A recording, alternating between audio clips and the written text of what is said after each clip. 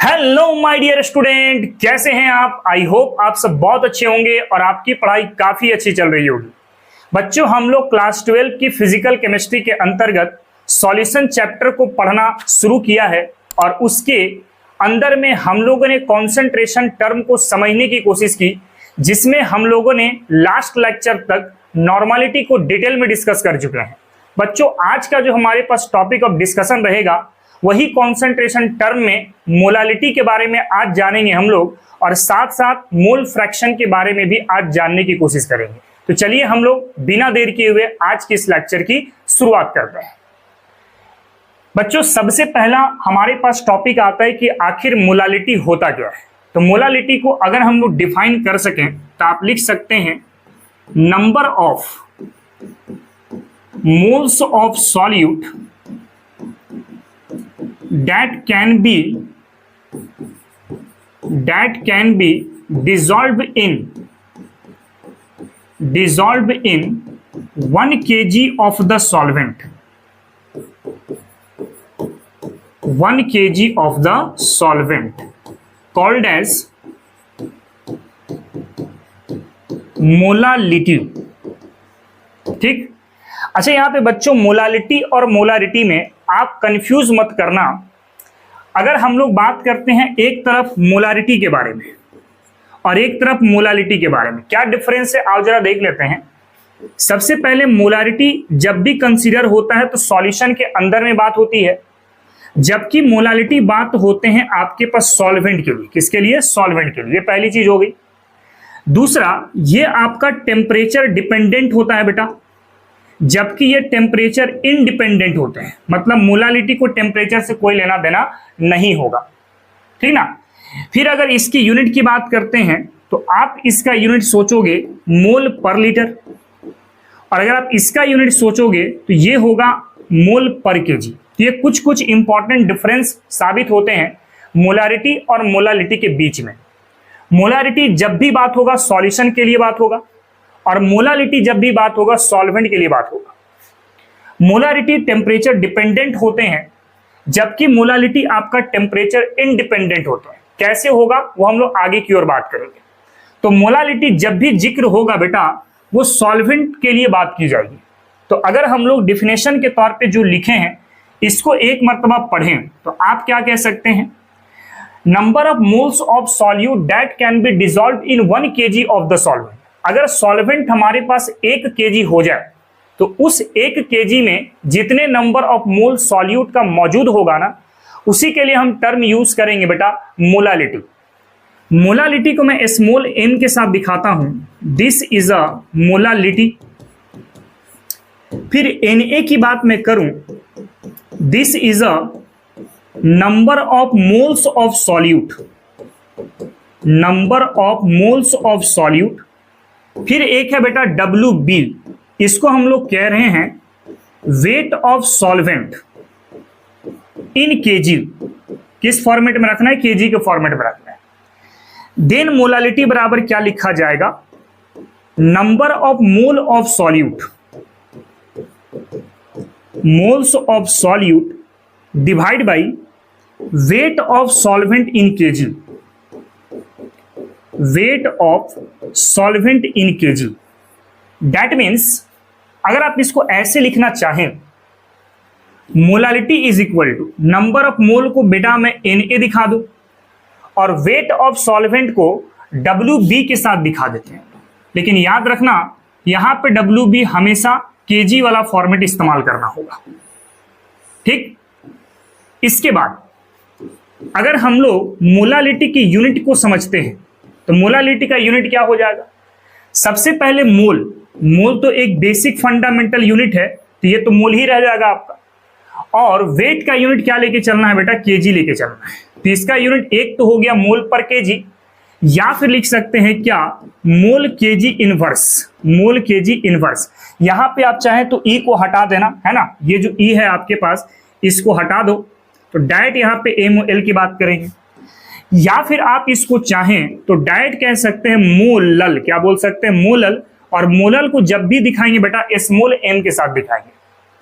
फिर अब तक जितने भी हमने कॉन्सेंट्रेशन पढ़ा है उसमें हमने आपको यह बताया है कि वैसा कॉन्सेंट्रेशन जो वॉल्यूम के ऊपर डिपेंड करता है वो टेम्परेचर के ऊपर भी डिपेंड करता है। अगर आप ध्यान से देखें तो मोलालिटी के जो कॉन्सेंट्रेशन है इसमें कहीं पर भी आपका टेम्परेचर का जिक्र नहीं हो सकता, क्योंकि यहाँ पे वॉल्यूम का जिक्र तो है ही नहीं। सर वेट जो है वो टेम्परेचर को चेंज करने से नहीं बदलता है ना, लेकिन वेट के जगह पे अगर वॉल्यूम हो जाता तो वैसे केस में टेम्परेचर ये डिपेंडेंट हो जाते, लेकिन यहां पे कहीं पर भी वॉल्यूम का जिक्र नहीं है। दैट मीन्स मोलालिटी को टेम्परेचर से कोई लेना देना नहीं है। मैं यहां पे एक और पॉइंट लिख देता हूं, molality concentration is independent with temperature. ये टेम्परेचर से कभी नहीं बदलेगा, due to they does not depends on volume। और ऐसा इसलिए क्योंकि मोलालिटी जो है आपका वो कहीं पर भी वॉल्यूम के ऊपर आश्रित नहीं है। अगर वॉल्यूम के ऊपर आश्रित नहीं होगा दैट मीन्स टेम्परेचर के आधार पे ये कभी भी नहीं बदल सकता। ये कुछ मोलालिटी का बेसिक सा मैंने पॉइंट को बताया। अब इसी फॉर्मूले के आधार पे हम लोग न्यूमेरिकल्स करेंगे, लेकिन उससे पहले सारे वेराइटीज ऑफ फॉर्मूले मैं आपको यहां पे एक साथ बता देता हूं, है ना। तो अगर मैं बेटा यहां पे ऐसा लिखूं, फॉर्मूला फॉर न्यूमेरिकल्स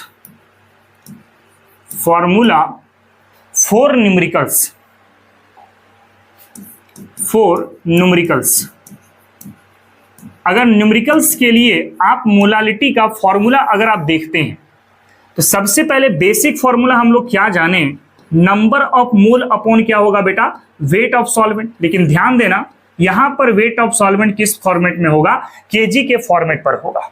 एक तो ये फॉर्मूला होगा हमारे पास। अगर मान लेते हैं कि इस बार वेट ऑफ सॉल्वेंट केजी के रूप में ना दे करके वो ग्राम के फॉर्म में दे दिया, तो सबसे पहले आप ग्राम को केजी बनाओगे, उसके बाद यहां पे पुट करोगे। तो क्या अप्लाई कर सकते हैं बेटा, m is equal to NA divide by WB into क्या हो गया 1000। और आपको पता है कि अगर ऊपर में हम लोग 1000 से मल्टीप्लाई करके चलते हैं तो ये तभी पॉसिबल होती है जब हमारे पास वेट किस फॉर्म में लिया गया होगा, ग्राम के फॉर्मेट पे लिया गया होगा। तो ये वाला जो फॉर्मूला है आप तभी इस्तेमाल कर सकते हैं जब क्वेश्चन पे गिवन सॉल्वेंट का वेट जो होगा वो हमेशा आपका ग्राम के फॉर्म में दिया होगा। आगे क्वेश्चंस करेंगे आपको मैटर समझ में आ जाएगा, ठीक है। नाउ इसके बाद हम लोग ये भी जानते हैं बाबू कि जो मोल होता है this is a weight upon molecular मास। तो अगर आप इस मोल का वैल्यू यहां पे पुट कर दें तो मोलालिटी का एक और फॉर्मूला मिल जाता है। Na की जगह पे क्या लिख सकते हैं बेटा, WA अपॉन क्या होगा, MA होगा इंटू 1 अपॉन क्या लिख सकते हैं, तो WB लिख सकते हैं। ध्यान देना जरा यहां पे WB आपका किस फॉर्मेट में होना चाहिए, केजी के फॉर्मेट में होना चाहिए, ठीक है ना। तो एक तो ये वाला फॉर्मूला भी तैयार हो जाएगा, लेकिन इस वाले फॉर्मूले में सॉल्यूट का मोल देने के बजाय सॉल्यूट का यहाँ पे वेट दे दिया गया है ना। नाउ एक फॉर्मूला आप सोच सकते हैं, WA upon molecular mass of A into 1000 divide by क्या होगा, WB होगा। अब यहां पे WB के ऊपर आपने 1000 से मल्टीप्लाई किया हुआ है, दैट मीन्स यहां पे WB किस यूनिट पर बात होगी, ग्राम की यूनिट पर बात होगी। तो एकदम ध्यान से देखते चलना, आपको मैटर समझ में आ जाएगा सारी चीजें। मैं इसलिए एक ही मर्तबा सारे फॉर्मूले को यहाँ पे बता दिया हूं क्योंकि मोलारिटी में हमने टाइप वाइज न्यूमेरिकल को डिस्कस किया था और नॉर्मलिटी में भी हम लोगों ने टाइप वाइज ही न्यूमेरिकल डिस्कस किया था, लेकिन इसमें थोड़ा सा मैं एक मिक्सिंग टाइप का फॉर्मूला एक ही साथ तैयार करेंगे और उसके बाद न्यूमेरिकल तक हम लोग पहुंचेंगे। तो ये 4 बेसिक सा फॉर्मूला है, इन्हीं फॉर्मूले को इस्तेमाल करके हम लोग मोलालिटी का न्यूमेरिकल्स करते हैं, ठीक है। तो पहले जरा आप इसको कॉपी कर लो, इसके बाद फिर हम लोग आगे की ओर मूव करते हैं। चलिए बच्चों हम लोग नेक्स्ट आगे की ओर बढ़ते हैं। तो एक क्वेश्चन है हमारे पास, calculate the molality of 2.5 gram of ethanoic acid. अगर वेट ऑफ इथानोइक एसिड देखें तो दिया गया है 2.5 ग्राम। कितना दिया गया बेटा, 2.5 ग्राम दिया गया है।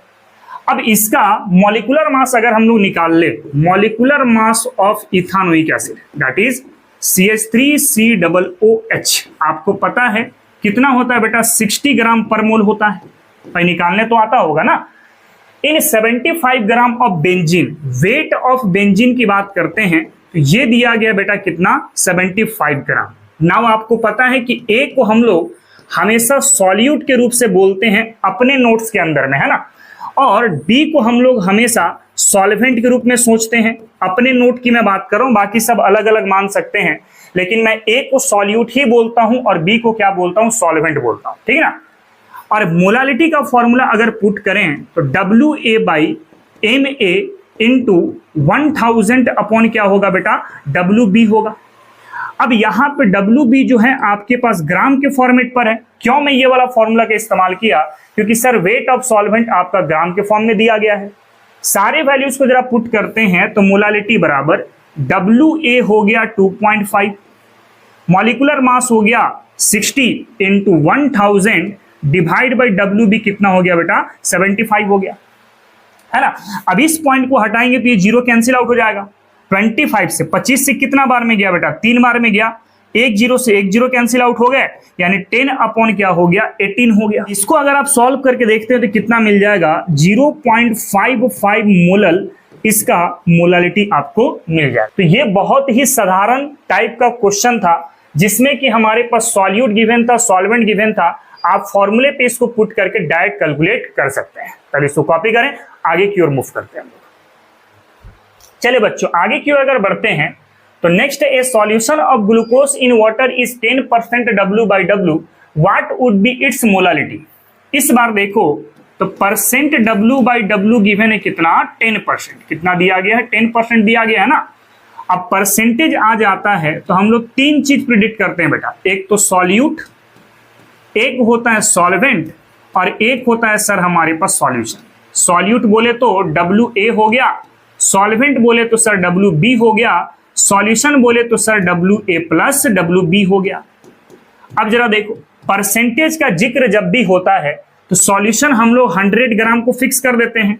अब 100 ग्राम में से सॉल्यूट कितना है बेटा, तो 10 ग्राम मौजूद है, और सॉल्वेंट कितना हो जाएगा सर, तो 90 ग्राम हो जाएगा, है ना। तो मोलालिटी बराबर फॉर्मूला डायरेक्ट जानते हैं हम लोग, क्या, WA upon molecular mass of A into 1000 divide by क्या होगा, WB हो जाएगा। सारे वैल्यूज को जरा पुट करते हैं तो WA कितना हो गया बेटा, 10 हो गया। मॉलिक्यूलर मास हो गया सर कितना, ग्लूकोज दिया गया है ना, तो ग्लूकोज का मॉलिक्यूलर मास कितना होता है, 180 ग्राम पर मोल। तो ग्लूकोज का मॉलिक्यूलर मास हो गया सर 180 ग्राम इंटू 1000, और WB कितना है बेटा, तो 90 है। अब इसको जरा आप सॉल्व करके देखें कितना आता है, तो आएगा 0.61 मोलल। कितना आएगा, 0.61 मोलल आ जाएगा। अच्छा, इसी क्वेश्चन को आप चाहे तो डायरेक्ट भी सॉल्व कर सकते हैं। मैं ट्रिक बता देता हूं डायरेक्ट सॉल्व करने का। कैसे सॉल्व करेंगे, जैसे मोलालिटी बराबर हम लोग यूज करेंगे percent W/W into 1000 divide by molecular mass of solute into 100 minus percent W/W। अगर आप इस फॉर्मूले को डायरेक्ट इस्तेमाल करेंगे ना, तो भी आप इस टाइप के क्वेश्चन को सॉल्व कर सकते हैं। जरा हम लोग चेक कर लेते हैं प्रीवियस क्वेश्चन को यूज करते हुए। प्रीवियस क्वेश्चन में जो ग्लूकोज का परसेंटेज लेवल था कितना था बेटा, 10% था। इसका मतलब परसेंट W/W आप कितना मान सकते हैं, 10% मान सकते हैं, है ना। और मॉलिक्यूलर मास ऑफ ग्लूकोज आपको पता है कितना होता है, तो 180 ग्राम पर मोल होता है, 180 ग्राम पर मोल होता है।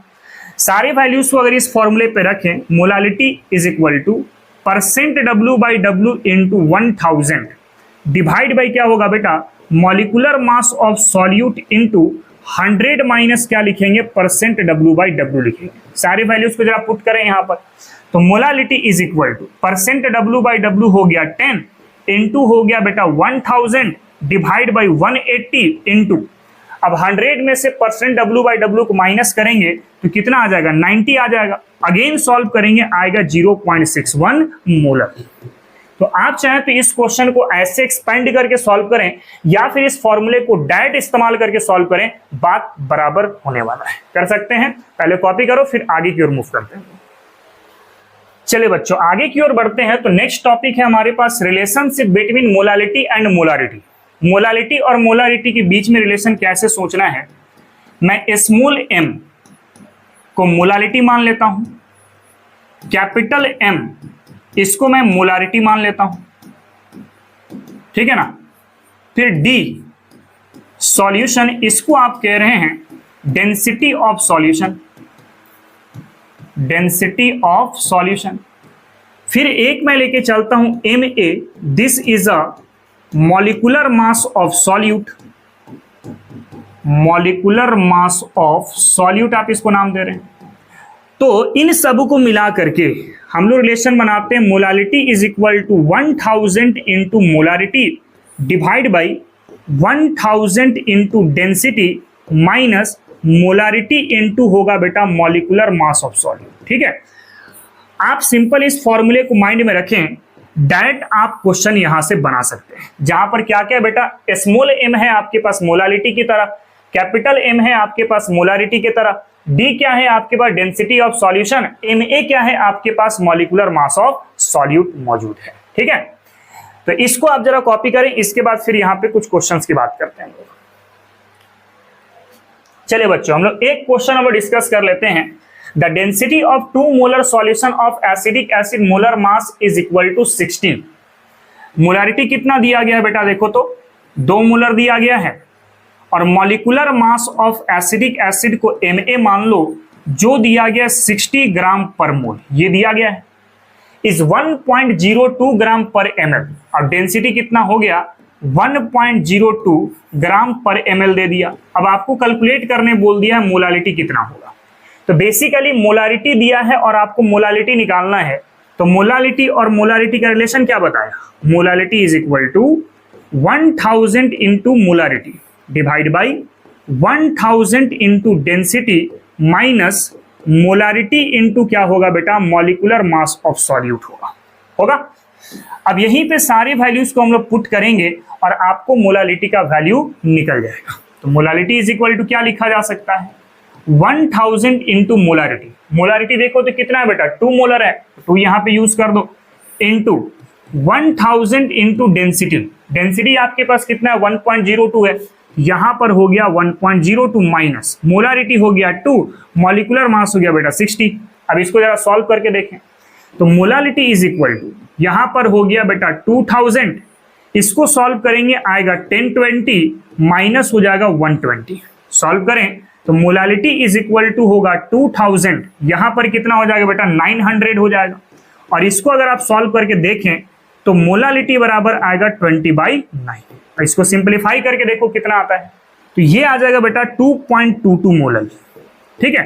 तो अगर क्वेश्चन में मोलारिटी दिया हो और मोलालिटी आपको निकालना हो तो आप डायरेक्ट इस वाले फॉर्मेट का इस्तेमाल करके मोलालिटी कैलकुलेट कर सकते हैं। कॉपी करो, आगे बात करते हैं। चलिए बच्चों, आगे की ओर अगर बढ़ते हैं तो नेक्स्ट हमारे पास एक क्वेश्चन है कि an antifreeze solution is prepared from 2 to 2.6 gram of ethylene glycol. हमारे पास दिया गया बेटा weight of ethylene glycol, weight of ethylene glycol, और इसको मान लो आप WA, वो दिया गया है 2.6 ग्राम दिया गया है, एंड 200 ग्राम ऑफ वाटर। अगर हम लोग वेट ऑफ वाटर की बात करते हैं, weight of water this is a WB, तो ये दिया गया बेटा 200 ग्राम, कितना दिया गया 200 ग्राम दिया गया। Calculate the molality of the solution. सबसे पहले आप एक काम करो, मॉलिक्यूलर मास निकाल लो इथिलीन ग्लाइकोल का, molecular mass of ethylene glycol, ethylene glycol. तो इथिलीन ग्लाइकोल का फॉर्मूला क्या होता है, देखो तो क्वेश्चन पे दिया गया है C2H6 और दिया गया है O2। सॉल्व करें जरा, 12 दूनी की हो गया 24 प्लस 6 और 16 दूनी की हो गया बेटा 32, ठीक है। यहाँ पे 30 और 32 कितना हो गया 62 ग्राम पर मोल हो गया, 62 ग्राम पर मोल। ये मॉलिक्यूलर मास मिल गया किसका, इथिलीन ग्लाइकोल का, ठीक है। अब मोलालिटी फाइंड आउट कर लो। मोलालिटी का फॉर्मूला जानते हैं, WA upon molecular mass of A into 1000 divide by क्या होगा, तो WB हो जाएगा। सारे वैल्यूज को जरा पुट करें आप, तो WA हो गया सर 222.6, मॉलिक्यूलर मास हो गया 62 इंटू 1000, और WB कितना हो गया बेटा हमारे पास, तो 200 हो गया। अब जरा इसको सॉल्व करके देखो कितना आ जाता है। तो इसको सॉल्व अगर करते हैं तो आएगा 17.9 मोलर। कितना आएगा? 17.9 मोलर। आप इसको सॉल्व कर सकते हैं आराम से, ठीक है। अब आगे भी क्वेश्चन कह रहा है कि if the density of solution is 1.072 gram per ml। हमारे पास डेंसिटी ऑफ सॉल्यूशन ये कितना है बेटा? तो 1.072 ग्राम पर ml दिया गया है क्वेश्चन पर। अच्छा, इसका मतलब क्या है? इसका मतलब यह है कि जब सॉल्यूशन का वॉल्यूम 1 ml होगा तो उसमें कितना ग्राम माना जाएगा? 1.072 ग्राम सॉल्यूशन का माना जाएगा। ये मैं पहले भी आपको बता चुका हूं। मतलब इसको ऐसा कह सकते हैं कि सर जब सॉल्यूशन 1.072 ग्राम होगा ना, इस वक्त हम लोग कितना मान के चल सकते हैं? 1 ml मान के चल सकते हैं, ठीक है। देयरफॉर जब 1 ग्राम का सॉल्यूशन हो जाए हमारे पास, तब क्या बोल सकते हैं? 1/1.072 ml हो जाएगा। सही है ना। अब नेट सॉल्यूशन हमारे पास कितना है बेटा? देखो तो सॉल्यूशन कैसे पता करोगे? अगर आप ध्यान से देखें तो सर ये हो गया सॉल्यूट और ये हो गया सॉल्वेंट, और आपको पता है कि सॉल्यूट और सॉल्वेंट को मिला करके सॉल्यूशन बनता है। तो नेट सॉल्यूशन कितना मिला हमारे पास? सॉल्यूट हो गया 222.6 और सॉल्वेंट हो गया सर 200। सॉल्व करेंगे तो आएगा 422.6 ग्राम आ जाएगा। ये आपके पास नेट सॉल्यूशन मिल चुका है। तो इतने ग्राम सॉल्यूशन पर 1 ml हो गया, तो 1 ग्राम पे 1/1.072 ले सकते हैं। और 422.6 ग्राम पर कितना इसका वॉल्यूम हो जाएगा बेटा? तो 422.6 डिवाइड बाई 1.072 ml हो जाएगा। ये हमारे पास वॉल्यूम मिल चुका है। अब वॉल्यूम मिल गया तो सिंपल मोलारिटी का फॉर्मूला रख देंगे हम लोग, क्या? WA upon molecular mass of A into 1000 divide by क्या होगा बेटा? VmL हो जाएगा। सारे वैल्यूज को जरा पुट करें हम लोग। मोलारिटी, वेट ऑफ सॉल्यूट कितना है बेटा? 222.6, तो 222.6 हो गया। मॉलिक्यूलर मास कितना आया था आपके पास? 62 आ गया था, देख सकते हैं यहां पर। इनटू क्या हो गया? 1000 डिवाइड बाई वॉल्यूम ml के फॉर्म में, देखो आ चुका है यहां पर ना। तो क्या लिख सकते हैं? 422.6 और ऊपर चला जाएगा 1.072। जरा इसको सॉल्व करके देखेंगे तो आएगा 9.1 मोलर। कर सकते हैं। तो इस तरीके से हम लोग मोलालिटी भी निकाल सकते हैं और मोलारिटी को भी कैलकुलेट कर सकते हैं। ये बहुत अच्छा क्वेश्चन है, एग्जाम में पूछा भी गया है, इसको आप जरूर से ध्यान में रखेंगे, ठीक है ना। चलिए बच्चों आगे की ओर अगर बढ़ते हैं तो नेक्स्ट है हमारे पास एक और question. The density of 20% W/W aqueous potassium iodide solution is 1.202 gram per ml। हमारे पास दिया गया है 20% W/W potassium iodide solution, potassium iodide solution. साथ में डेंसिटी ऑफ सॉल्यूशन गिवन है बेटा। डेंसिटी ऑफ सॉल्यूशन दिया गया है कितना? 1.202 ग्राम पर ml दिया गया है ना। और अप्रोक्सीमेट आपको मोलारिटी कैलकुलेट करना है। तो आप एक काम करो ना, इसका इस्तेमाल करके आप मोलारिटी निकाल दो। फॉर्मूला क्या जानते हैं? Percent W/W into density of solution into 10 upon क्या होता है बेटा? Molecular mass of solute. पढ़ा चुके हैं हम लोग लास्ट वाले लेक्चर पर। जो नहीं देखे पहले लास्ट वाले लेक्चर को कवर करो, उसके बाद आप यहां पर मूव करिएगा, ठीक ना। तो molarity is equal two percent W/W हो गया 20%, डेंसिटी हो गया 1.202 इंटू 10 और molecular mass of potassium iodide कितना दिया गया बेटा? 166 दिया गया है। अब इसको अगर आप सॉल्व करते हैं तो मोलारिटी कितना कैलकुलेट करके आ सकता है? तो इसको अगर सॉल्व करोगे तो आएगा 1.44 मोलर। ये आ गया बेटा मोलारिटी। अब मोलारिटी मिल गया तो आप चाहो तो मोलालिटी निकाल सकते हैं।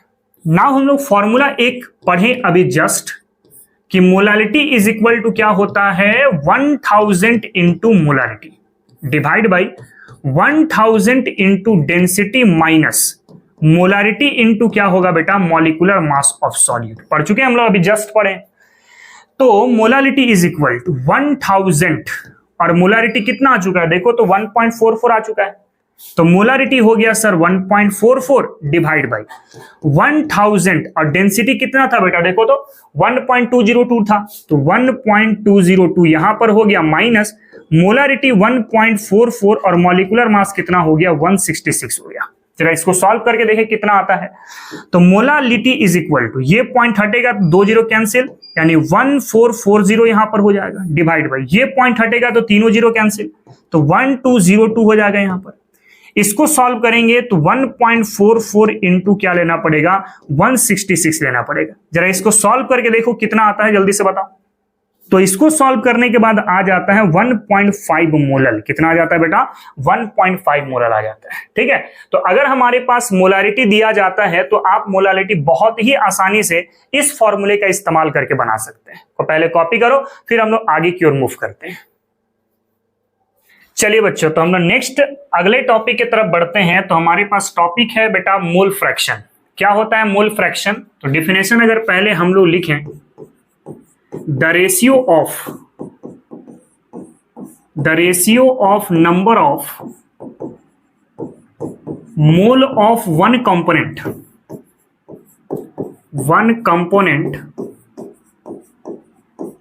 to the total number of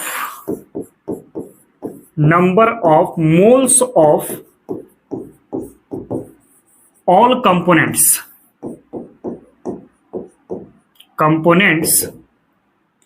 called as mole fraction.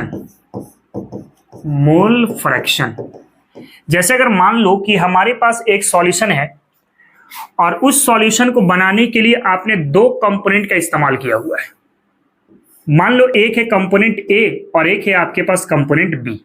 एक कोई भी आप सॉल्यूट सोच सकते हैं और दूसरा कोई भी आप सॉल्वेंट सोच सकते हैं। अगर मान लो मैं मोल्स की बात करता हूं तो ए कंपोनेंट के मोल को मैं Na कह लिया और बी कंपोनेंट के मोल को मैंने Nb कह लिया। और इसके बाद अगर मैं मोल फ्रैक्शन की बात करूं, मैं बेटा अगर मोल फ्रैक्शन की बात करूं तो ए कंपोनेंट के मोल फ्रैक्शन को मैंने Xa कहा और बी कंपोनेंट के मोल फ्रैक्शन को हमने Xb कहा। तो इसके बाद अगर बेटा हम लोग ऐसा लिखें कि मोल फ्रैक्शन कितना होगा सर जब आप कंपोनेंट ए की बात करते हैं, तो सर ए कंपोनेंट का मोल और टोटल कंपोनेंट का मोल का जो रेशियो होगा वही उसका मोल फ्रैक्शन होगा। जैसे एक कंपोनेंट के लिए बात करूं तो एक कंपोनेंट का मोल क्या था, Na था, और टोटल कंपोनेंट एक Na और दूसरा क्या है आपके पास Nb, यानी Na डिवाइड बाई क्या दे सकते हैं, Nb दे सकते हैं।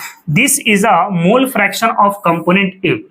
सिमिलरली अगर आप मोल फ्रैक्शन कंपोनेंट बी का निकालना चाहते हैं तो क्या लिख सकते हैं, mole of component B divide by क्या हो गया, sum of mole of all component, यानी Na प्लस क्या लिख सकते हैं हम लोग, Nb लिख सकते हैं, यानी Na प्लस क्या हो जाएगा बेटा, Nb हो जाएगा, है ना। तो आप यहां से Xb का भी वैल्यू निकाल सकते हैं, यानी कि mole fraction of component B की बात भी यहां पे कर सकते हैं। ठीक है, तो अगर आप इसके अकॉर्डिंग देखें और डेफिनेशन को देखें तो आपको मिलता जुलता ही टर्म नजर आएगा। ये है क्या, ratio of number of mole of one component, एक कंपोनेंट का mole, to the total number of mole of all component, और ऑल कंपोनेंट का मोल का जो रेशियो होगा या जो अनुपात होगा वही उसका क्या बनेगा, मोल फ्रैक्शन बनेगा। अच्छा, ऊपर भी मोल है और नीचे भी मोल है ना, तो मोल और मोल कट जाएगा, मतलब यहाँ पे कोई भी यूनिट बनने वाली नहीं है। तो हम लोग यहाँ पे एक पॉइंट लिख सकते हैं, mole fraction is unitless concentration. ये एक ऐसा कॉन्सेंट्रेशन है जहां पे कोई भी यूनिट आपका नहीं बनेगा। साथ में एक चीज और आपको ध्यान देना पड़ेगा कि sum of all mole fraction of all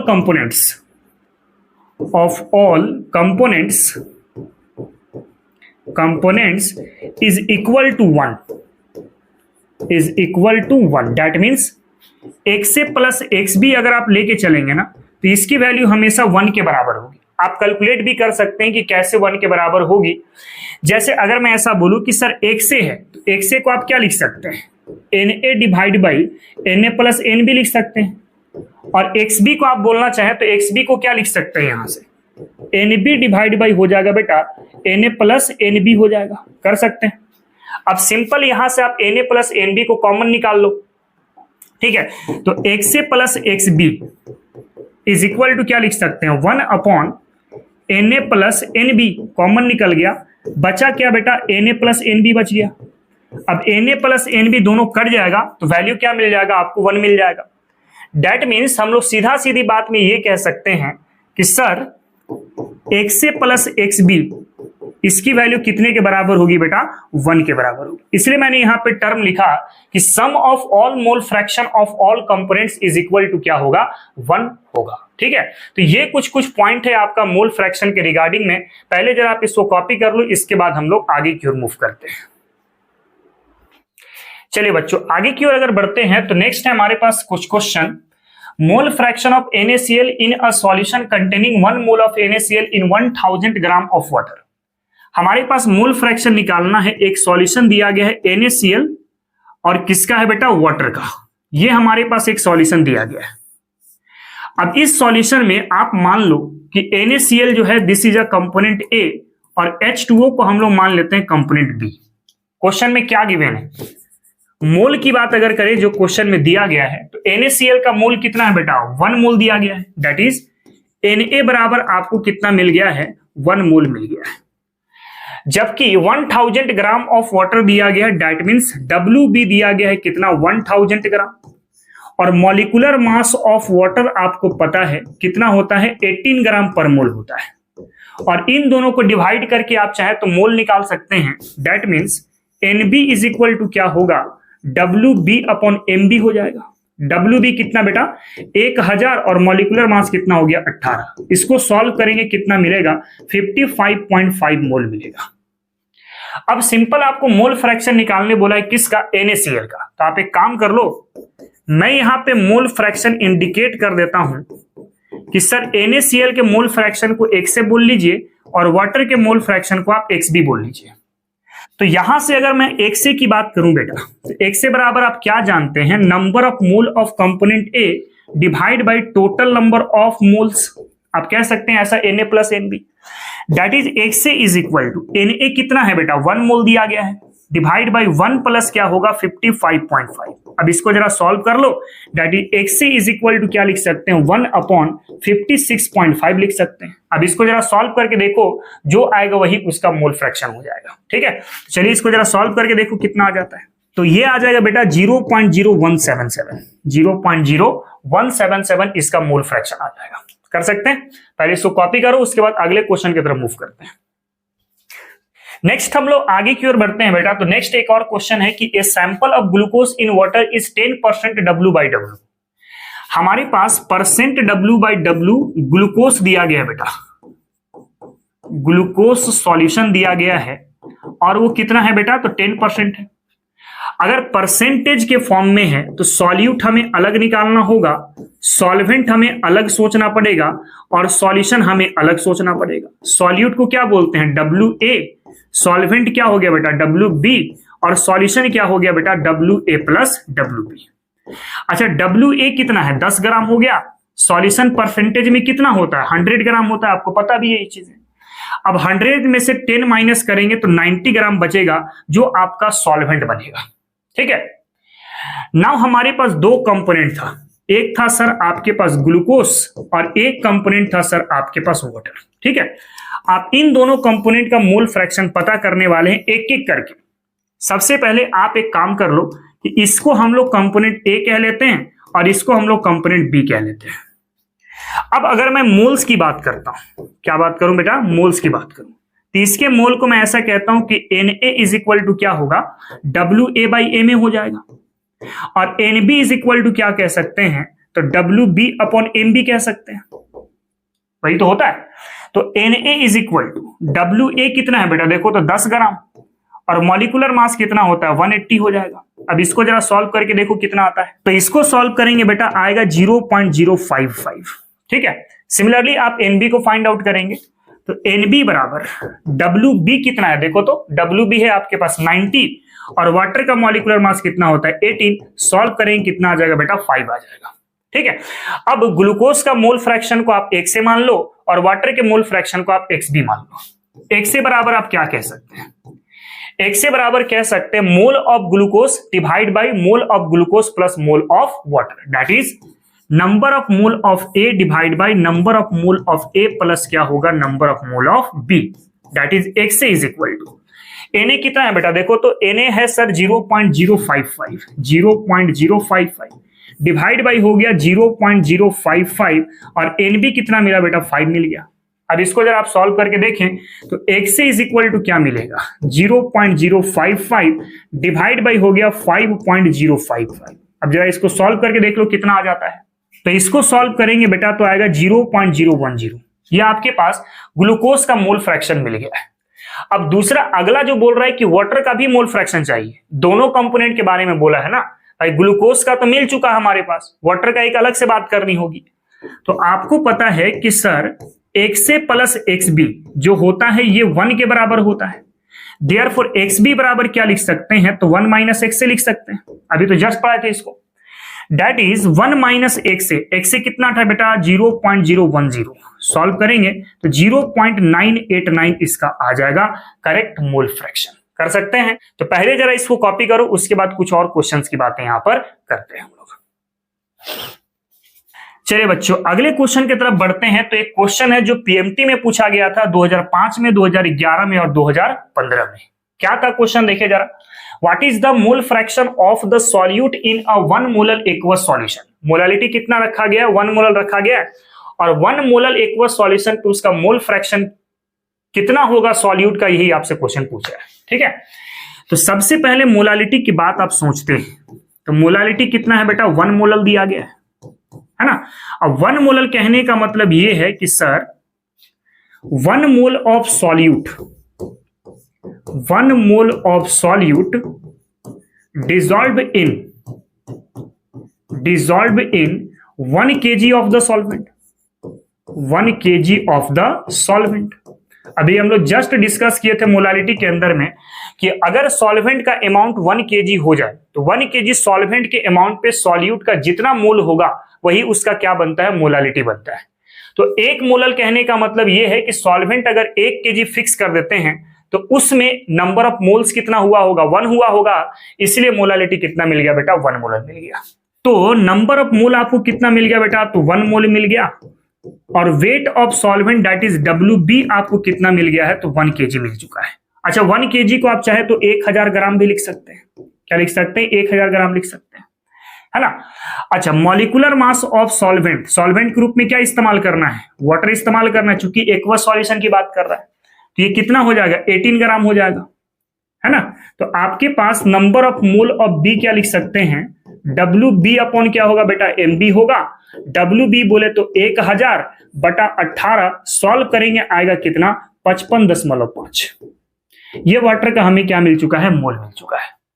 अब सिंपल सॉल्यूट का मोल फ्रैक्शन निकालें, एक से बराबर फॉर्मूला जानते हैं हम लोग, Na डिवाइड बाई क्या होगा बेटा, Na प्लस NB होगा। Na कितना हो गया 1 डिवाइड बाई 1 प्लस हो गया 55.5, सॉल्व करें जरा, 1 अपॉन हो गया 56.5, सॉल्व करेंगे आएगा 0.0177, यानी करेक्ट ऑप्शन कौन सा है, ऑप्शन नंबर सी आपका करेक्ट ऑप्शन होगा। कर सकते हैं, पहले इसको कॉपी करो फिर अगले क्वेश्चन की तरफ मूव करते हैं। चलिए बच्चों आगे की ओर अगर बढ़ते हैं तो नेक्स्ट हमारे पास नीट 2017 में क्वेश्चन था कि which of the following is depend on temperature. और आपको पता है एक चीज कि सर टेम्परेचर पे वही डिपेंड करता है, टेम्परेचर पे वही डिपेंड करता है जो सर वॉल्यूम के ऊपर डिपेंड करता है, जो सर वॉल्यूम के ऊपर डिपेंड करता है। दैट मीन्स मैंने पढ़ाया है कि वॉल्यूम डायरेक्टली प्रोपोर्शनल टू क्या होता है, टेम्परेचर होता है। तो मोलारिटी बात करें तो molarity inversely proportional to volume होते हैं, सर यहाँ पे टेम्परेचर डिपेंडेंट होंगे आपके पास। अगर मोल फ्रैक्शन को देखें तो पढ़े हम लोग XA इज इक्वल टू क्या, Na divide by Na plus NB। Sir यहाँ पर भी अगर आप देखेंगे तो वॉल्यूम का जिक्र नहीं है, तो वॉल्यूम का जिक्र नहीं है मतलब ये टेम्परेचर के ऊपर डिपेंड नहीं करेगा। फिर परसेंट W/W वाले केस में भी कहीं पर भी वॉल्यूम का जिक्र नहीं होता, मतलब ये भी टेम्परेचर डिपेंडेंट नहीं होगा। और मोलालिटी आपको पता है ये क्या होता है बेटा, molality is equal to number of mole by weight of solvent into 1000। यहां पर भी वॉल्यूम नहीं है मतलब ये भी आपका टेम्परेचर डिपेंडेंट नहीं होगा। तो टेम्परेचर डिपेंडेंट सिर्फ एक ही कॉन्सेंट्रेशन है, वो कौन सा है आपके पास, molarity, according to this question. ठीक है, इसके बाद अगर अगले क्वेश्चन की तरफ बढ़े तो कह रहा है कि the concentration unit independent of temperature would be. तो भाई जो वॉल्यूम के ऊपर डिपेंड करेगा वो टेम्परेचर डिपेंडेंट होंगे ना। मतलब इसमें आपको ढूंढना है कि कौन सा टेम्परेचर इंडिपेंडेंट है, मतलब कौन सा वॉल्यूम के ऊपर डिपेंड नहीं कर रहा है।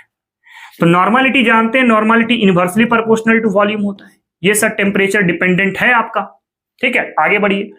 वेट बाई वॉल्यूम मतलब percent W by V। Sir यहां पर वॉल्यूम का जिक्र हो चुका है, वॉल्यूम का जिक्र है, दैट मीन्स यहां भी टेम्परेचर डिपेंड करेगा। अगले वाले केस में देखिए, मोलालिटी की बात करते हैं हम लोग, क्या number of mole upon weight of solvent into क्या था 1000 था। तो यहां पर वॉल्यूम का जिक्र नहीं है, मतलब टेम्परेचर इंडिपेंडेंट होगा, तो ये आपका करेक्ट ऑप्शन होने वाला है, दिस या टेम्परेचर इंडिपेंडेंट।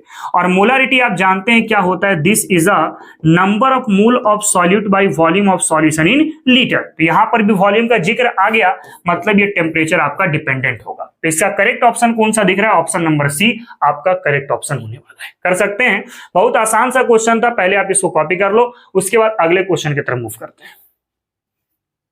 चलिए बच्चों आगे की ओर अगर बढ़ते हैं हम लोग, तो नेक्स्ट है आपके पास relationship between mole fraction and molality. Mole fraction और मोलालिटी के बीच में क्या रिलेशन है, यही आपको पता करना है।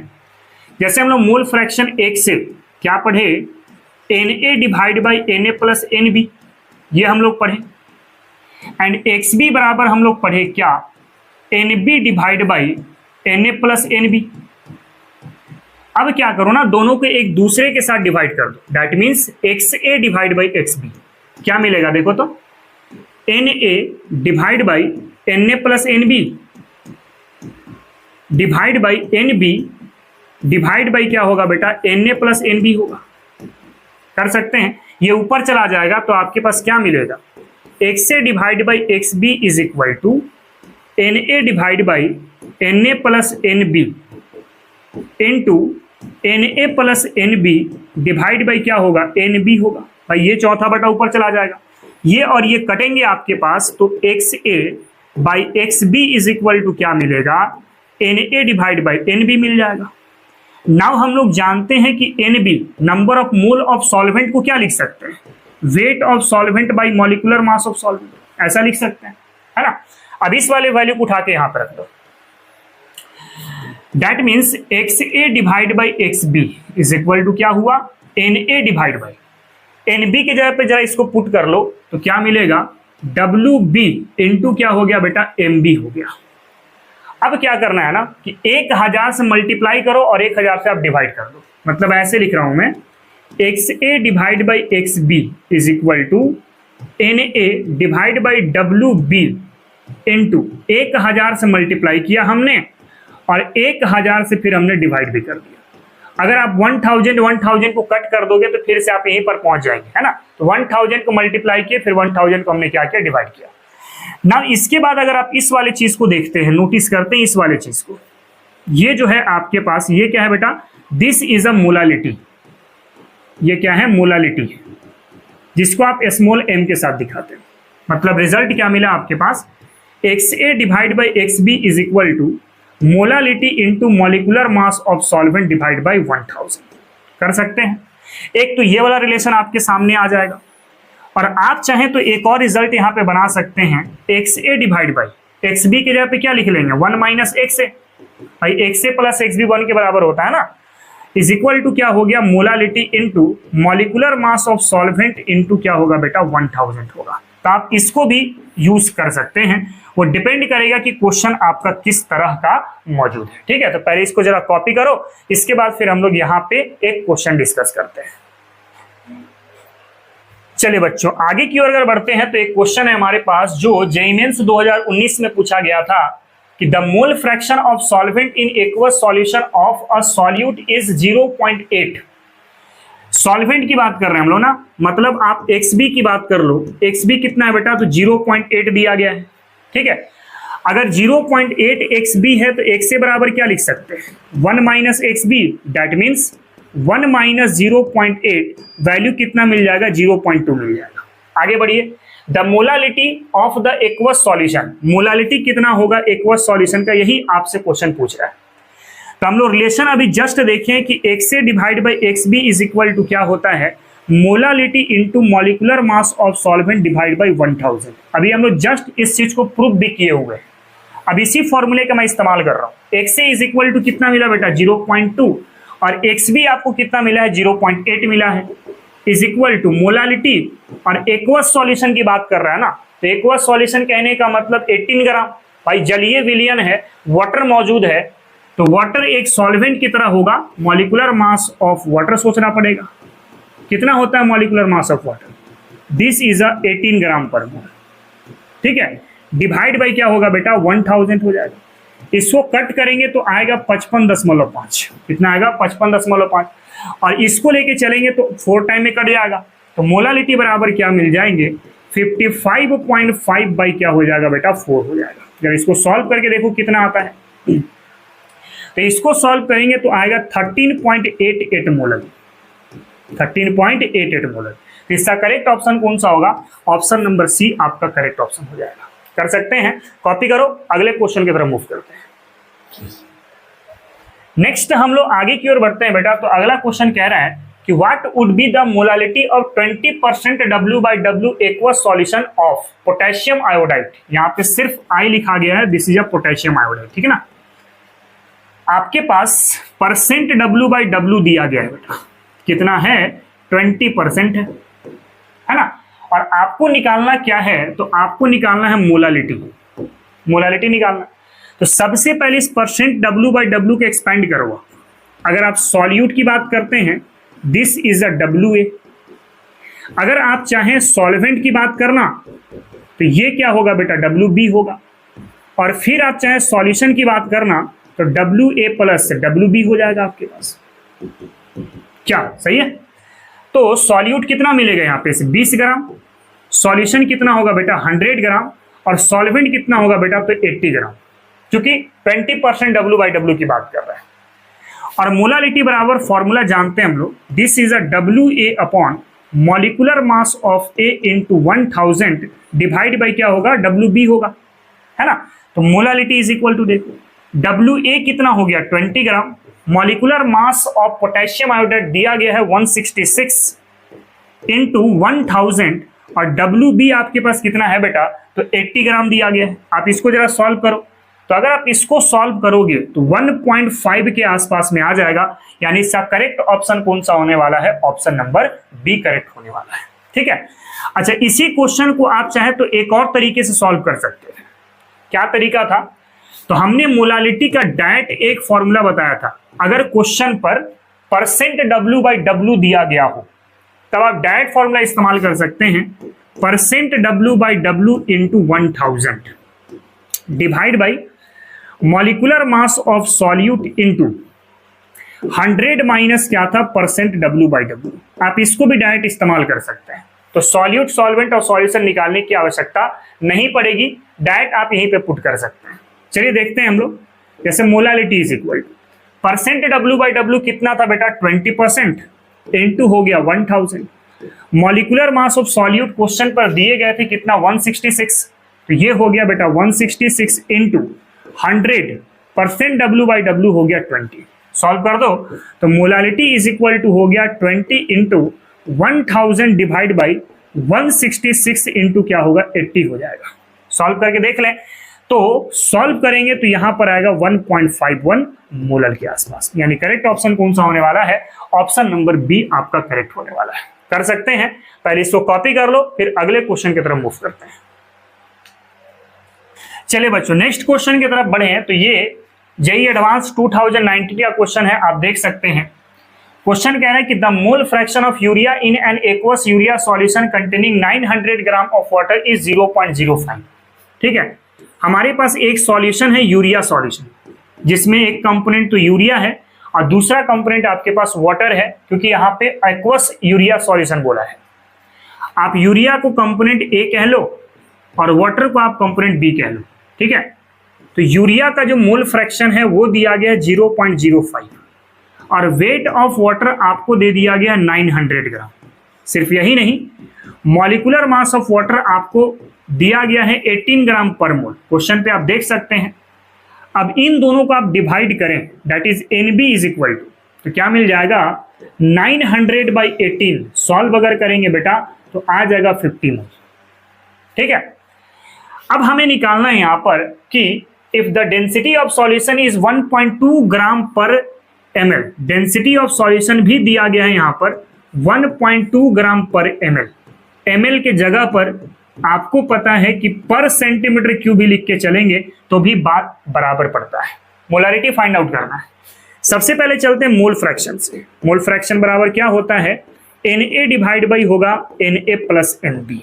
x से कितना है बेटा 0.05 is equal to Na divide by Na plus Nb कितना हो गया 50 हो गया। क्रॉस मल्टीप्लाई करो जरा, 0.05 Na plus 0.05 into 50 is equal to क्या हो गया Na हो गया। अब इसको सॉल्व करेंगे तो कितना आएगा, पॉइंट हटेगा नीचे 100, 50 से 2 टाइम में 100 कट जाएगा और 5/2 हो जाएगा 2.5, यानी कि 0.05 Na plus 2.5 is equal to क्या होगा Na हो जाएगा। अब क्या करो, इस वाले Na की वैल्यू उठा के इधर कर दो, that is 2.5 is equal to Na minus 0.05 Na हो जाएगा। सॉल्व करके देखें तो 2.5 इज इक्वल टू 1 में से 0.05 जाएगा तो क्या बचेगा आपके पास 0.95 इंटू हो जाएगा Na। Therefore Na is equal to क्या हुआ 2.5 डिवाइड बाई 0.95। ठीक है, इसको जरा सॉल्व करो कितना आएगा, तो इसको सॉल्व करेंगे आएगा 2.631। कितना आएगा 2.631, यानी कि सॉल्यूट या फिर यूरिया का जो मोल था वो मिल चुका है हमें कितना 2.631। नाउ हमें मोलारिटी कैलकुलेट करने के लिए वॉल्यूम की आवश्यकता होगी। वॉल्यूम तो क्वेश्चन पे दिया नहीं है, तो हम लोग यहाँ पे वॉल्यूम फाइंड आउट करेंगे। Volume of solution is equal to क्या होगा बेटा, weight of solution divide by क्या लिखेंगे, डेंसिटी ऑफ सॉल्यूशन लिखेंगे। अब देखें जरा, volume of solution in ml। अच्छा, वेट ऑफ सॉल्यूशन कैसे निकालते हैं भाई, सॉल्यूट का वेट और सॉल्वेंट के वेट को जोड़ देते हैं ना। तो सॉल्यूट का वेट अभी पता नहीं है तो सॉल्यूट का वेट यहां से निकाल लो। कैसे, Na इज इक्वल टू क्या होता है बेटा WA बाई Ma होता है कि नहीं। और Na आ चुका है कितना 2.631 और यूरिया का molecular mass 60 is equal to हो गया WA। देयरफॉर WA बराबर कितना मिल जाएगा 157.86 ग्राम मिल जाएगा। सॉल्यूट का वेट आपको मिल चुका है और सॉल्वेंट आपको पहले से पता था 900 ग्राम, तो क्या लिख सकते हैं 157.86 प्लस क्या होगा 900 होगा divide by density of solution कितना दिया गया है बेटा 1.2 दिया गया है, यानी कि VML अगर आप कैलकुलेट करोगे कितना आएगा, तो इसको सॉल्व करेंगे आएगा 881.55 ml। ये सॉल्यूशन का वॉल्यूम आपको पता चल गया है। ठीक है, अब मोलारिटी को फाइंड आउट कर लो डायरेक्ट। फॉर्मूला जानते हैं, weight number of mole of solute by volume of solution in ml into 1000।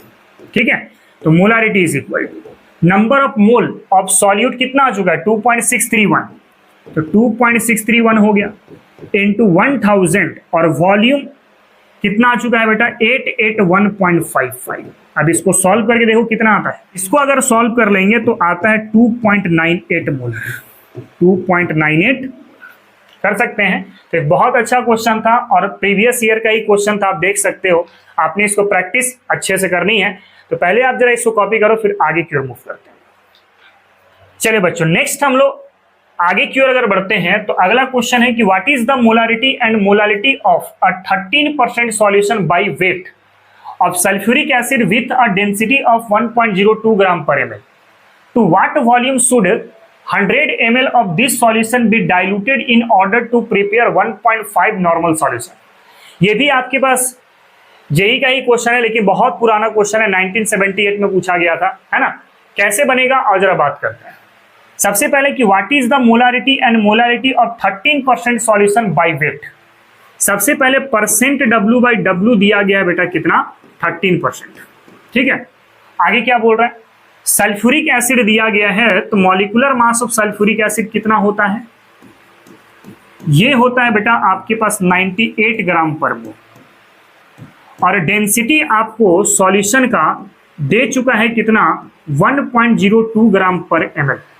अब यहां से मोलारिटी फाइंड आउट कर सकते हैं, जानते हैं क्या, percent W/W into density of solution into 10 upon क्या होता है मॉलिक्यूलर मास ऑफ सॉल्यूट। भाई पढ़ा चुके हैं इसको, सारे वैल्यूज को जरा पुट करें m इज इक्वल टू, ये हो गया 13, डेंसिटी हो गया 1.02 इंटू 10, और मॉलिकुलर मास ऑफ सॉल्यूट कितना हो गया 98 हो गया। चलो इसको सॉल्व करके देखो कितना आ जाता है। तो इसको सॉल्व करेंगे बेटा तो आएगा 1.35 मोलर, 1.35 मोलर। तो ये जो है हमें पता चल चुका है मोलारिटी कितना है इस क्वेश्चन पर, ठीक है। अब इसके बाद हमें एक और निकालना है मोलालिटी। क्या निकालना है बेटा? मोलालिटी निकालना है। अब मोलालिटी निकालने के लिए हमने एक फॉर्मूला आपको दिया है, molality is equal two percent W by W into 1000 divide by molecular mass of solute into 100 minus percent W by W.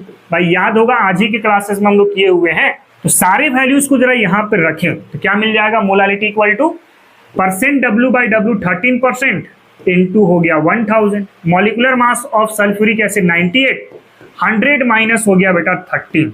Solve कर लें इसको तो हो गया 13 इंटू 1000 डिवाइड बाई 98। अच्छा 100 से 13 माइनस करोगे तो 87 आ जाएगा ना, 87 आएगा। अब इसको जरा सॉल्व कर लो, कितना आ जाता है कैलकुलेट करके मुझे बताओ, ठीक है। तो ये आ जाएगा 1.525 मोलर। कितना मिल जाएगा? 1.525 मोलर। तो हमें दो चीज मिल गया, एक मोलारिटी मिल गया, दूसरा क्या मिल गया? मोलालिटी मिल गया। एक और क्वेश्चन में अभी इसी में है, आगे की ओर देखते हैं क्या बोल रहा है कि to what volume should 100 ml of this solution be diluted in order to prepare a 1.5 normal solution. कह रहा है कि जो मोलारिटी वाला सॉल्यूशन है ना, इसका 100 ml उठाते हैं और इसको डाइल्यूट करते हैं तब तक जब तक कि उसकी नॉर्मलिटी 1.5 नॉर्मल नहीं पहुंच जाता, तो उस समय वॉल्यूम क्या होगा, यही आपसे क्वेश्चन पूछ रहा है। तो हम लोग नेक्स्ट निकालते हैं नॉर्मलिटी ऑन डाइल्यूशन से, नॉर्मलिटी ऑन डाइल्यूशन। अगर आप नॉर्मलिटी ऑन डाइल्यूशन वाला कॉन्सेप्ट लगाते हैं बेटा तब क्या होगा, ध्यान से सुनो। तो जानते हैं इसमें क्या होता है बेटा, N1V1 इज इक्वल टू लिखते हैं हम लोग N2V2। अब देखो इस वाले कॉन्सेंट्रेशन से लेके चलना है, ठीक है। तो नॉर्मलिटी इज इक्वल टू जानते हैं N फैक्टर इनटू क्या होता है molarity into V1 is equal to क्या लिख सकते हैं, N2 और V2 लिख सकते हैं। आज सब पढ़ चुके हम लोग लास्ट क्लास पर। अच्छा सल्फ्यूरिक एसिड है ना आपके पास, N फैक्टर कितना हो जाएगा 2, ये हो गया 2।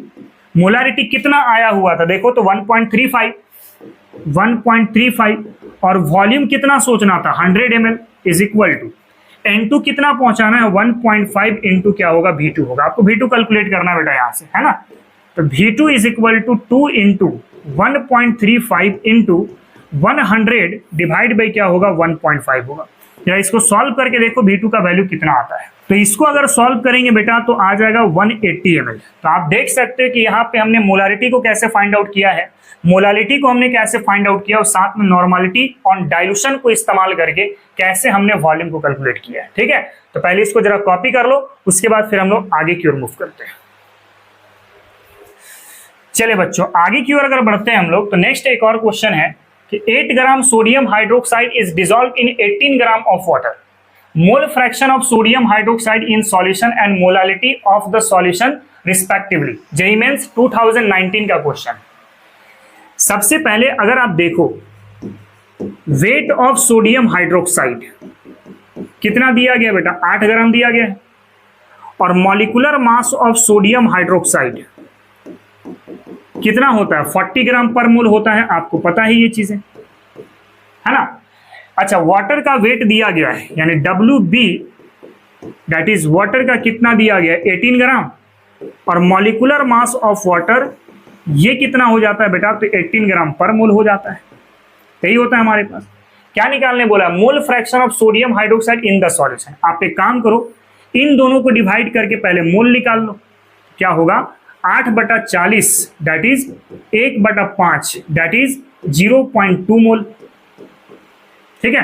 फिर इस वाले को डिवाइड करके आप मोल निकाल लो, that is NB is equal to क्या लिखेंगे 18/18 वैल्यू कितना मिल गया 1 मोल मिल गया। अब क्या करना होगा, मोल फ्रैक्शन सोडियम हाइड्रोक्साइड का निकालना होगा। एक से बराबर लिख सकते हैं क्या Na divide by Na plus NB, ठीक ना।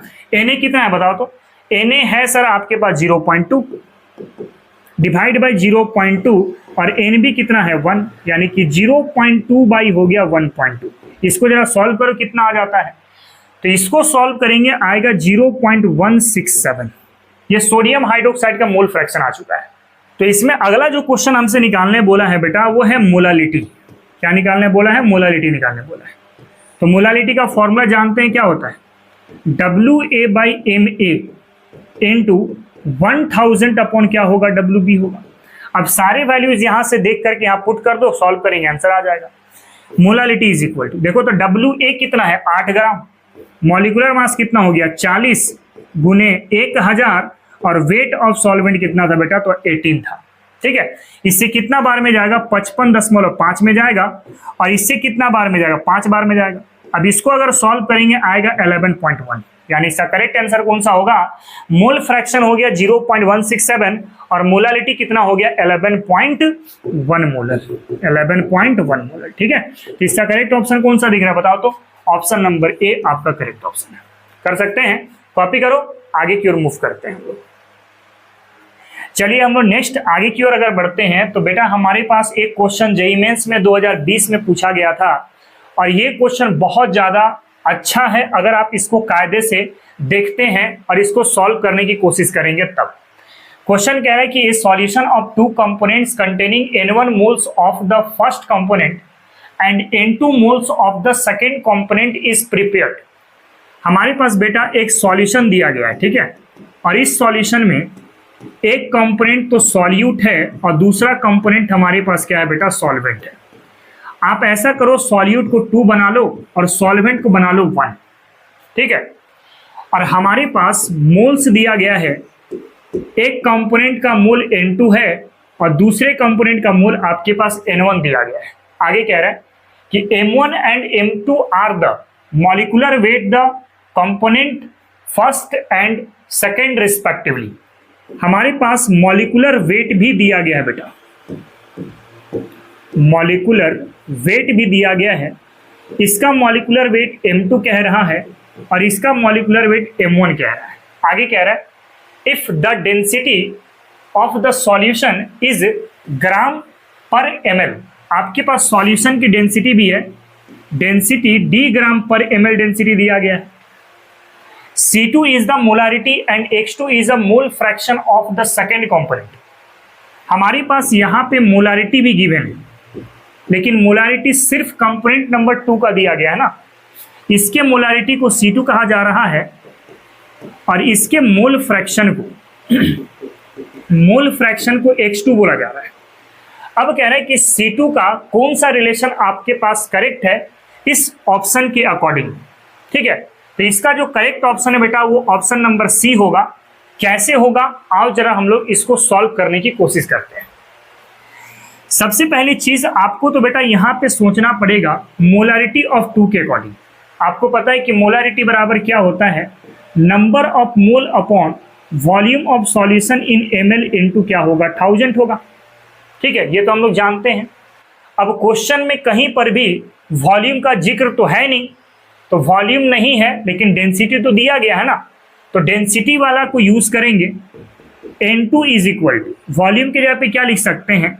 Weight of solute plus wait of solvent divide by density into क्या होगा बेटा? 1000 हो जाएगा। देखो ये आपके पास वॉल्यूम बन जाएगा कि वॉल्यूम बराबर क्या होता है? वेट अपॉन डेंसिटी आप कह सकते हैं। ठीक है, अब इसको हम लोग सिंपल सॉल्व करेंगे। कैसे सॉल्व होगा आओ जरा देखते हैं हम लोग। अगर हम लोग यहाँ पे लिए C2 हमने क्या बोला? N2 into 1000 divide by W2 plus W1 divide by हो गया बेटा डेंसिटी। डेंसिटी को ऊपर भेज दो, बस कैलकुलेशन है यहाँ पे, ध्यान से देखना। N2 into 1000 into density divide by W2 plus क्या हो गया? W1 हो गया। अब N2 को जरा यहाँ पे सॉल्व करें तो N2 बराबर क्या जानते हैं? W2 अपॉन M2 हो जाएगा into 1000 into density divide by क्या हो गया बेटा? W2 प्लस W1 हो गया। आपको पता है कि मोल बराबर क्या होता है? वेट बाय मॉलिक्यूलर मास होता है। तो N2 बराबर W2 और M2 हमने पुट कर लिया यहाँ पे, मैं लिख दे रहा हूँ इस जगह पर। जो N2 है this is a W2 upon M2, this is a mole, है ना। अब इसको जरा सॉल्व करें हम। सबसे पहले इस W2 को डिवाइड में ले आएंगे तो क्या मिल जाएगा, C2 is equal to density into 1000 divide by M2 into W2 plus W1 divide by क्या हो गया बेटा, W2 हो गया। भाई इसको डिवाइड में आप ले आओ सिंपल W2 को। अब इसको सॉल्व करें आप, तो C2 बराबर क्या लिख सकते हैं, density into 1000 divide by M2 into W2 divide by W2 plus W1 divide by क्या होगा, W2 होगा। ये कट जाएगा आपके पास। रिजल्ट क्या मिला बेटा हमारे पास, C2 is equal to density into 1000 divide by M2 into 1 plus क्या होगा बेटा, W1 बटा W2 हो गया। यहां से आप देख सकते हैं। अब इस M2 को यहां पे मल्टीप्लाई कर लें, तो C2 is equal to density into 1000 divide by M2 plus M2 W1 divide by क्या हो गया, W2 हो गया। अब एक चीज आपको पता है कि सर जो N2 होता है this is a W2 upon M2, आप पढ़ चुके हैं। मोल बराबर क्या होता है, वेट अपॉन मॉलिक्यूलर मास। या फिर अगर मैं लिखूं यहां से M2 डिवाइड बाई W2, तो क्या आप इसको 1 बाई N2 लिख सकते हैं क्या, बिल्कुल लिख सकते हैं सर, सिंपल इसको रिवर्स किया हमने। अब इस 1 अपॉन N2 की वैल्यू यहां पर रख दो जरा, क्या रिजल्ट बन गया, C2 is equal to density into 1000 divide by M2 plus W1 into क्या लिख सकते हैं, 1 अपॉन N2 लिख सकते हैं, कर सकते हैं। अब यहां पे इसको सॉल्व करें, तो C2 is equal to density into क्या हो गया बेटा, 1000 हो गया। जरा इसको एलसीएम लेके सॉल्व करो तो क्या मिलेगा, N2 M2 प्लस क्या हो गया, W1 हो गया, डिवाइड बाई क्या हो गया बेटा, आपके पास N2 हो गया। तो N2 किधर चला जाएगा, ऊपर।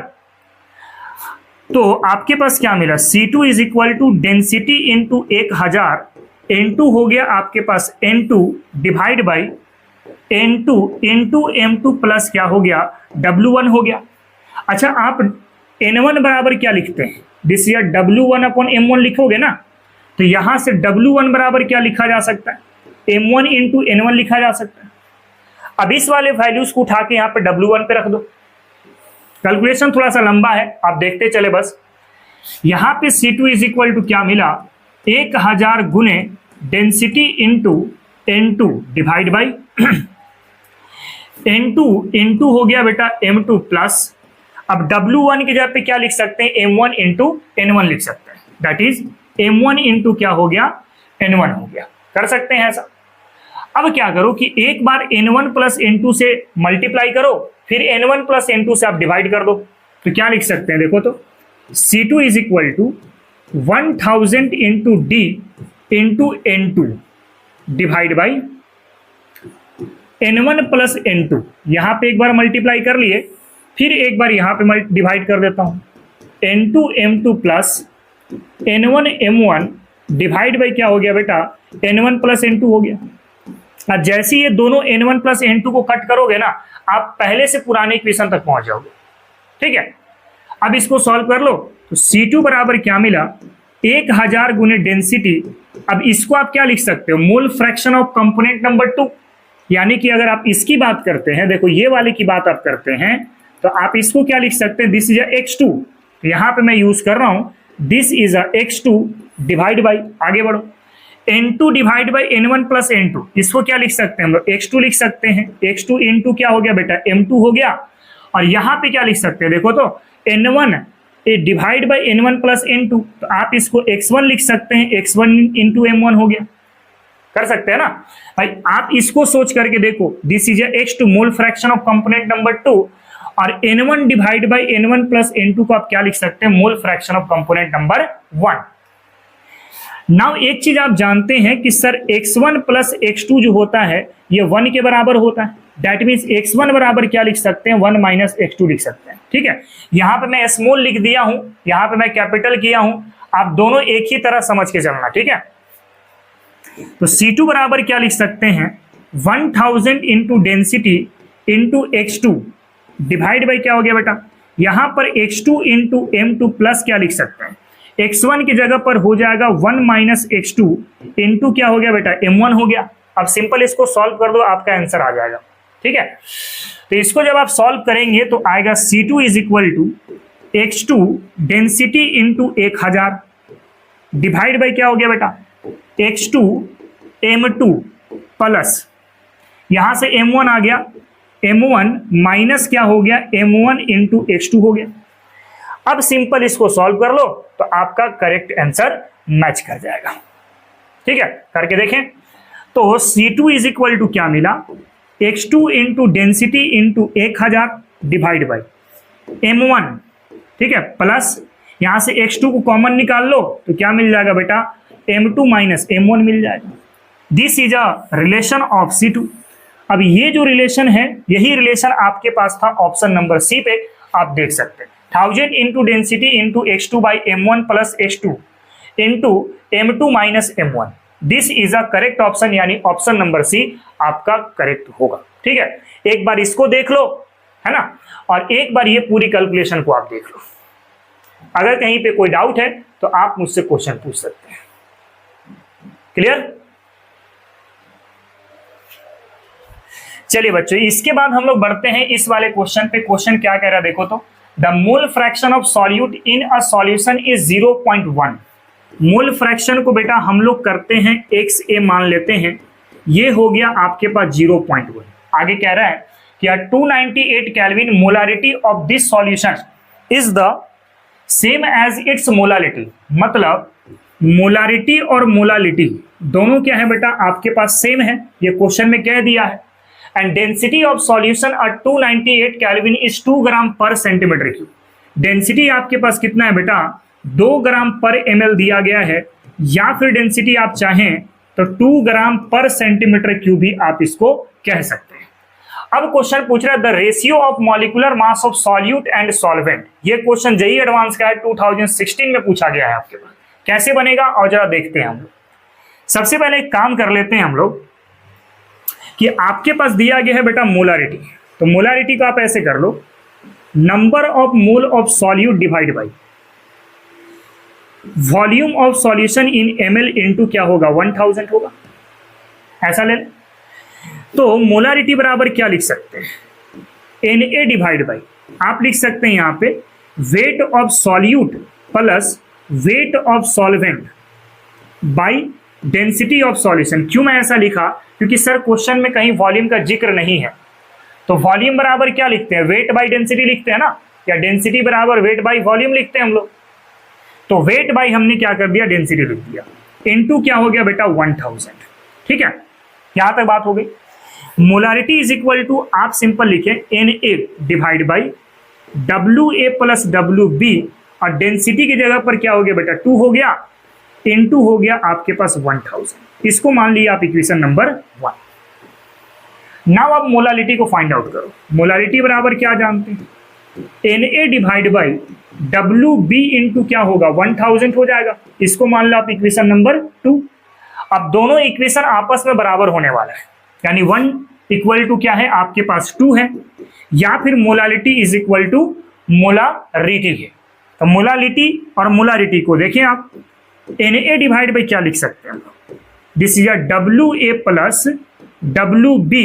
अच्छा 2 तो ऊपर चला जाएगा, इनटू हो गया सर 1000, और मोलालिटी की जगह पे क्या लिख लेंगे Na divide by WB into क्या होगा 1000 हो जाएगा। इससे ये और ये कटा, Na से Na सर कट गया, आपका क्या मिल गया देखो तो 2WB इज इक्वल टू हो गया बेटा WA प्लस WB हो गया। WB को उठा के इधर ले आओ, तो 2WB minus WB is equal to क्या हो गया WA हो गया। देयरफॉर हमारे पास रिजल्ट क्या मिला कि WB किसके बराबर है WA के बराबर है। ठीक है, अब आप मोल फ्रैक्शन से चलो। Now mole fraction of XA is equal to क्या लिख सकते हैं Na divide by Na plus NB लिख सकते हो, अरे लिख सकते हैं ना। अब देखो जरा XA कितना है बेटा आपके पास 0.1, इसको क्रॉस मल्टीप्लाई कर लेंगे तो Na प्लस क्या होगा NB होगा, दिस विल बी Na। कर सकते हैं, सॉल्व करें इसको 0.1 Na plus 0.1 NB is equal to क्या हो गया, Na हो गया। इसको उठा के इधर कर दो जरा, 0.1 NB is equal to Na minus 0.1 Na हुआ। अब इसको सॉल्व कर लें तो क्या मिलेगा, अगर आप इसको सॉल्व करते हैं बेटा तो 0.1 NB is equal to Na minus क्या लिख सकते हैं, 0.1 Na। तो इसको अगर सॉल्व करेंगे कितना मिल जाएगा, 0.9 मिल जाएगा क्या। तो 1 में से 0.1 को माइनस करना है तो 0. क्या होगा, 9 हो जाएगा, 0.9 Na हो जाएगा। देयरफॉर अगर मैं बोलूं NB डिवाइड बाई Na क्या मिलेगा आपके पास, ये मिलेगा सर 0.9 बाई 0.1। सॉल्व करेंगे कितना हो गया आपके पास, 9 हो गया। अभी बना नहीं है आपका, ठीक है। नाउ इसके बाद हम लोग NB और Na को पुट करें तो NB बराबर क्या लिख सकते हैं, WB अपॉन MB, और Na की जगह पे क्या लिख सकते हैं हम लोग, देखो तो ये हो जाएगा आपके पास MA divide by WA is equal to 9। Now WB और WA तो दोनों बराबर है, ये दोनों तो कट गया आपके पास। तो molecular mass of solute bye molecular mass of solvent कितना मिल गया, 9 मिल गया। जहां पर A क्या है बेटा, ये सॉल्यूट की तरह काम कर रहा है, और B किसकी तरह काम कर रहा है, सॉल्वेंट की तरह काम कर रहा है।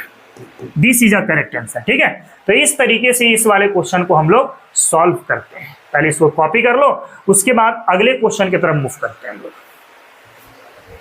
चलिए बच्चों, नेक्स्ट हम लोग आगे की ओर बढ़ते हैं। तो अगला क्वेश्चन क्या कह रहा है कि 100 ml solution was made by adding 1.43 gram of hydrated sodium carbonate. The normality of the solution is 0.1 normal. The value of x is, ये जो x है आपको ये फाइंड आउट करना है, ठीक है। जेईई मेंस 2020 का क्वेश्चन है, देखो कैसे बनेगा। सबसे पहले वॉल्यूम ऑफ सॉल्यूशन दिया गया बेटा कितना, 100 ml ये दिया गया है ना, और वेट ऑफ सॉल्यूट हमारे पास कर दिया गया है 1.43 ग्राम। मॉलिक्यूलर मास अगर आप देखते हैं किसका, इस वाले कंपाउंड का Na2CO3.XH2O का, तो Na2CO3 का मॉलिक्यूलर मास होता है बेटा 106 प्लस X, और वाटर का मॉलिक्यूलर मास कितना होता है 18। यानी कि आप क्या ले सकते हैं, 106 प्लस 18x ग्राम पर मोल, आप इसका मॉलिक्यूलर मास सोच के चलेंगे। अब नॉर्मलिटी जो है हमारे पास वो कितना है बेटा, 0.1 नॉर्मल है। और एन फैक्टर कैसे निकालोगे बताओ तो, जैसे कि Na2CO3 है, इसको ब्रेक करेंगे तो Na plus and CO3 2 minus बन जाएगा। भाई इसमें देखो 2 पॉजिटिव और 2 नेगेटिव है, तो एन फैक्टर कितना हो जाएगा, 2 हो जाएगा ना। तो एन फैक्टर हो गया सर यहाँ पर 2। नॉर्मलिटी का फॉर्मूला रखो, WA upon equivalent mass into 1000 upon क्या होगा बेटा, VmL हो जाएगा। अब सारे वैल्यूज को जरा पुट कीजिए यहाँ पे। तो normality is equal to WA कितना है बेटा, 1.43। मॉलिक्यूलर मास कितना है हमारे पास, तो 106 प्लस हो गया 18x divide by N factor कितना है बेटा, 2 है यहाँ पे, ये हो गया equivalent mass, into 1000 divide by volume कितना है, तो ये है आपके पास 100 ml। 2 0 से 2 0 कटा, इस 2 को किधर ले जाएंगे, ऊपर। तो नॉर्मलिटी के जगह पर जो है सबसे पहले तो आप पुट कर लो सर 0.1। तो 0.1 is equal to 1.43 into 2 divide by 106 plus क्या हो गया 18x हो गया, इंटू क्या मिल गया आपके पास 10 मिल गया। ठीक है, अब देखो जरा इस पॉइंट को हटाते नीचे कितना आ जाएगा 10, इसको क्रॉस मल्टीप्लाई करो, इसको क्रॉस मल्टीप्लाई करो, क्या मिल गया 106 plus 18x is equal to 1.43 into 2 into 10, और इधर से भी 10 गया तो यहाँ पे हो गया 100। 1.42 इंटू 100 143 हो गया आपके पास। 106 plus 18x is equal to हो गया 143 इंटू 2, दैट इज 106 प्लस हो गया 18x, इसको सॉल्व करेंगे तो 6 8 और हो गया 2, है ना। नाउ इसके बाद 106 को उठा के इधर कर दो, तो 18x इज इक्वल टू 286 में से 106 जाएगा तो हमारे पास कितना बच जाएगा 286 में से 106, है ना। तो 18x इक्वल टू हो गया यहाँ पे 0, ये हो गया 8, और यहाँ पर हो गया 1, तो x बराबर कितना मिल जाएगा बेटा 10 मिल जाएगा। यानी कि यहाँ पर x के जगह पे कितना वैल्यू यूज किया जाएगा 10 यूज किया जाएगा। इसका मतलब फॉर्मूला क्या बनेगा Na2CO3 डॉट x के जगह पे 10 यूज कर लो तो 10H2O इसका फॉर्मूला बच जाएगा आपका। ठीक है, तो इस तरीके से आप इस क्वेश्चन को सॉल्व करेंगे। बहुत अच्छा क्वेश्चन था ये। ठीक है, पहले कॉपी करें फिर बढ़ते हैं हम लोग अगले क्वेश्चन की तरफ। चलिए नेक्स्ट हम लोग आगे की ओर बढ़ते हैं। तो हमारे पास एक और क्वेश्चन दिया गया है 4.5 gram of solute having molar mass of 90 gram per mole is dissolve in water to make 250 ml of the solution, calculate the molarity of the solution. बहुत आसान क्वेश्चन है ना। आपके पास वेट ऑफ सॉल्यूट कितना है बेटा 4.5 ग्राम दिया गया है, मॉलिक्यूलर मास दे दिया है यहाँ पर कितना 90 ग्राम पर मोल। क्या दे दिया गया 90 ग्राम पर मोल दे दिया गया। Is dissolve in water to make 250 ml solution, volume कितना है बेटा 250 ml दिया गया है और आपको निकालना है सिंपल मोलारिटी। निकालने आता है, फॉर्मूला आपको पता है। मोलारिटी बराबर क्या होता है WA upon molecular mass of A into 1000 divide by क्या होगा VmL हो जाएगा। सारे वैल्यूज को जरा रखें। Molarity is equal to 4.5, molecular mass हो गया सर 90 इंटू 1000 एंड वॉल्यूम हो गया कितना 250। ठीक है, अब देखो इससे कितना बार में जाएगा 4 बार में। इस पॉइंट को हटा दो तो यहाँ पे पॉइंट आ जाएगा। इससे 2 बार में जाएगा, इसको कट करोगे तो 0.2 में चला जाएगा। मतलब इसकी मोलारिटी कितनी मिलेगी 0.2 मोलर मिल जाएगी। कर सकते हैं या इसको कॉपी करें, अगले क्वेश्चन की तरफ मूव करते हैं। चलिए इसके बाद हम लोग अगले क्वेश्चन की तरफ बढ़े। क्वेश्चन एक और है the density of sodium hydroxide solution is 1.2 gram per centimetre cube, the molality of this solution is what, है ना। मोलालिटी आपको फाइंड आउट करना है। तो सबसे पहले जो क्वेश्चन पर गिवन है सोडियम हाइड्रोक्साइड सॉल्यूशन, है ना, इसका आपके पास डेंसिटी दिया गया है बेटा कितना 1.2 ग्राम पर ml। आप चाहें तो इसको 1.2 ग्राम पर सेंटीमीटर क्यूब भी लिख सकते हैं। अच्छा, इसका मतलब क्या हो जाएगा, इसका मतलब ये हो जाएगा कि जब सॉल्यूशन 1 ml का होगा, जब सॉल्यूशन 1 ml का होगा तो वहां पे हम लोग 1.2 ग्राम कंसीडर करके चलेंगे। तो जब 1 ml में 1.2 ग्राम है तो 1000 ml पे कितना हो जाएगा बेटा 1000 ml पे सॉल्यूशन लेके चले तो 1.2 इंटू 1000 दैट मीन्स आ जाएगा 1200 ग्राम। कितना आ जाएगा बेटा 1200 ग्राम। मतलब सॉल्यूशन कितने का हो गया आपके पास 1200 ग्राम का हो गया। क्योंकि मोलालिटी निकालना है ना, तो हमें वॉल्यूम की कोई आवश्यकता नहीं है, हमें तो वेट की आवश्यकता है ना। चलो एक तो ये मिल गया हमारे पास। कह रहा है कि use atomic mass of sodium equal to 23, oxygen 16, hydrogen 1 and density of water is 1 gram per centimetre cube. आपके पास एक वाटर भी दिया गया है, इस वाटर की डेंसिटी कितनी है बेटा 1 ग्राम पर ml दिया गया है, या पर सेंटीमीटर क्यूब भी आप इसको कह सकते हैं। इसका मतलब क्या है कि जब 1 ml वाटर सोचते हैं 1 ml ऑफ वाटर अगर आप लेकर के चलेंगे तो इसमें आपको कितना मिल जाएगा तो 1 ग्राम मिल जाएगा। कितना मिल जाएगा 1 ग्राम मिल जाएगा। देयरफॉर जब आप 1000 ml पर बात करेंगे, 1000 ml पर बात करेंगे तो ये कितना ग्राम हो जाएगा बेटा 1000 ग्राम हो जाएगा। देखो ये वाला क्या मिला आपके पास सॉल्यूशन मिला, और ये वाला आपके पास क्या मिला बेटा सॉल्वेंट मिला। क्या मिला सॉल्वेंट। और हम लोग जानते हैं now solution is equal to क्या होता है बाबू सॉल्यूट प्लस हम लोग क्या बोलते हैं सॉल्वेंट बोलते हैं कि नहीं। तो सॉल्यूशन कितने का हो गया था 1200 ग्राम का, 1200 ग्राम का। सॉल्यूट आपको पता नहीं है और सॉल्वेंट आपके पास हो चुका है कितना 1000 ग्राम का वाटर के फॉर्म में। देयरफॉर जो सॉल्यूट मिला हमारे पास वो कितना हो गया बाबू 1200 में से 1000 को माइनस कर देंगे तो आपके पास मिल जाएगा 200 ग्राम। कितना मिल जाएगा 200 ग्राम। यानी 200 ग्राम आपके पास सॉल्यूट है और सॉल्यूट के रूप में क्या मौजूद होगा सोडियम हाइड्रोक्साइड मौजूद होगा, तब तो सोडियम हाइड्रोक्साइड सॉल्यूशन बने। ठीक है, नाउ आप मोलालिटी फाइंड आउट करें। WA by molecular mass of A into 1000 divide by क्या होगा WB हो जाएगा। यानी कि मोलालिटी बराबर WA कितना हुआ बेटा देखो तो ये हो गया सर 200 सॉल्यूट का weight, molecular mass of sodium hydroxide कितना होता है, 40 होता है इंटू 1000, और W भी कितना हो चुका है सर, देखो तो 1000 हो चुका है ना सॉल्वेंट का अमाउंट, 1000 लिए हुए आप। अब ये वाला कट गया, ये 0 से 0 कट गया, कितना आंसर आ गया, 5 मोलर आंसर आ गया। तो कुछ इस तरीके से आप इस वाले क्वेश्चन को सॉल्व कर सकते हैं, ठीक है। तो बच्चों हम लोग आज के लेक्चर को यहीं पे कंप्लीट करते हैं। हम लोग आज कंसंट्रेशन टर्म को पूरी तरीके से खत्म कर चुके हैं, जिसमें हमने बहुत ही अच्छे अच्छे क्वेश्चंस आपको करवा दिया है। आप सारे क्वेश्चन को घर पे बैठ करके आराम से प्रैक्टिस करना, मुझे यकीन है कि आपकी कॉन्सेप्ट काफी अच्छी बिल्डअप कर जाएगी। तो चलिए मिलते हैं हम लोग नेक्स्ट क्लास पर एक नए जोश के साथ, नई उमंग के साथ। आज के लिए इतना ही। जय हिंद, जय भारत और जय विज्ञान। बच्चों अगर आपको मेरी ये लेक्चर पसंद आई है तो मेरी इस लेक्चर को लाइक करें, चैनल को सब्सक्राइब करें और इसे एक दूसरे तक शेयर भी करें, ताकि और भी लोगों को हमसे जुड़ने का मौका मिल सके। चलिए तो मिलते हैं फिर हम लोग नेक्स्ट क्लास पर। Thank you very much.